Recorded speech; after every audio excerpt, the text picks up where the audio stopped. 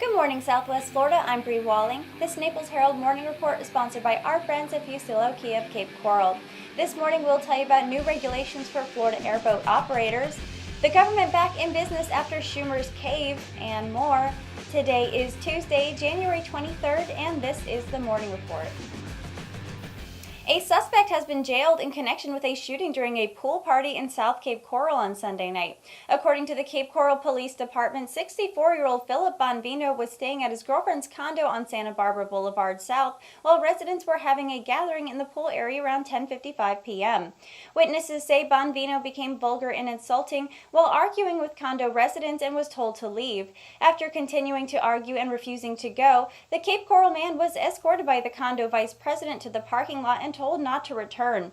Two people were standing near the parking lot when they heard the gate open about 20 minutes after Bonvino was escorted out. They saw a red laser sight moving back and forth and then witnessed Bonvino approaching with a gun.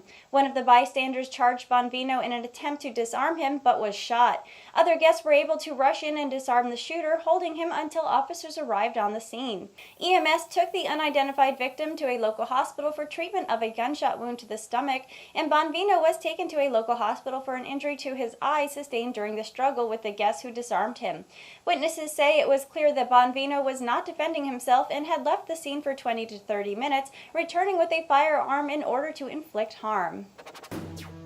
Commercial airboat operators would have to complete a state-approved course before taking on passengers under a measure named after a 22-year-old woman killed last year that started moving through the Senate on Monday. But support from members of the Senate Environmental Preservation and Conservation Committee came after the proposal was watered down so violators wouldn't face jail time. Called Ellie's Law, the proposal in part would require airboat operators to take a course by FWC and complete a course in first aid that includes CPR.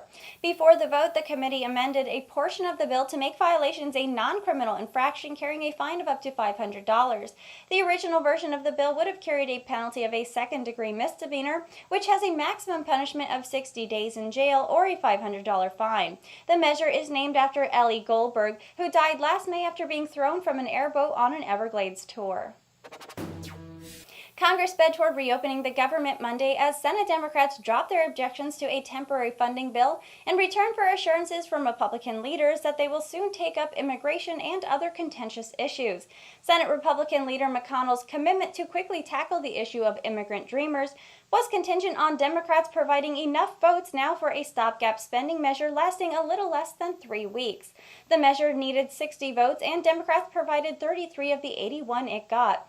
18 senators, including members of both parties, were opposed. But before the government can reopen, the House must approve it, and Donald Trump must sign the measure. The White House downplayed McConnell's commitment and said Democrats caved under pressure, while progressive groups expressed criticism of Democrats for agreeing to reopen the government without a firmer commitment to solve the Dreamer issue.